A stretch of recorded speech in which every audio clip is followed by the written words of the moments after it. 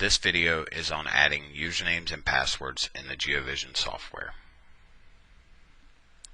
So the first thing you want to do is log in by pushing L,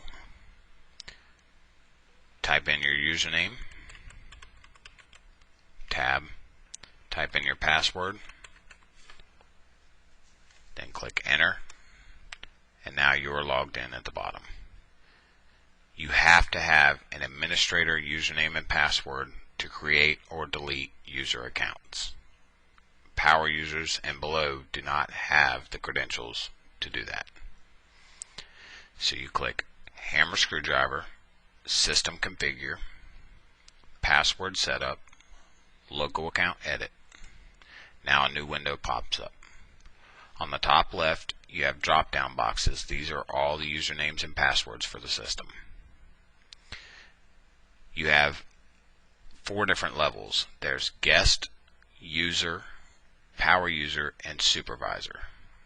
Supervisors are the only ones who can create or delete usernames and passwords. So you want to create a power user account for the client. So you highlight power user, then down at the bottom left you click new.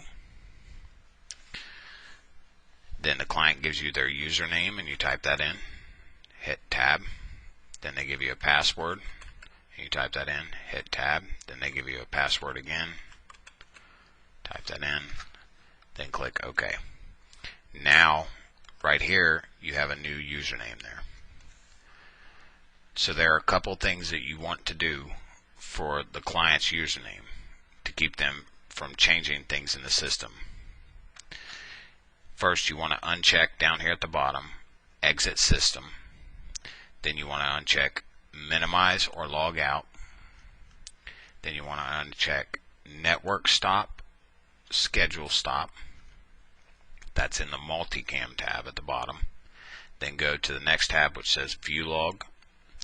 If they are making a username and password for one of their employees and they don't want them to be able to look at recorded footage, uncheck execute event log. If they want them to be able to look at recorded footage, just leave it checked. Uncheck delete event log, because no one should have the capability to delete out recorded footage for any reason. Then at the bottom there's a tab that says webcam.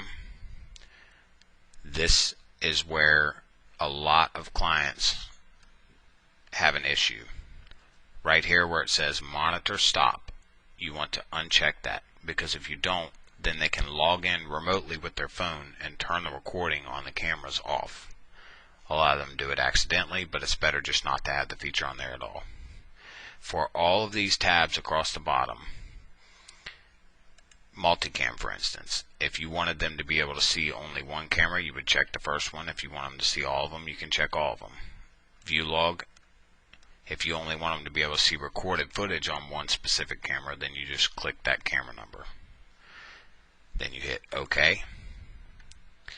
And now they have their own username and password for the system. You would want to test it by having them log in to ensure that the username and password is correct.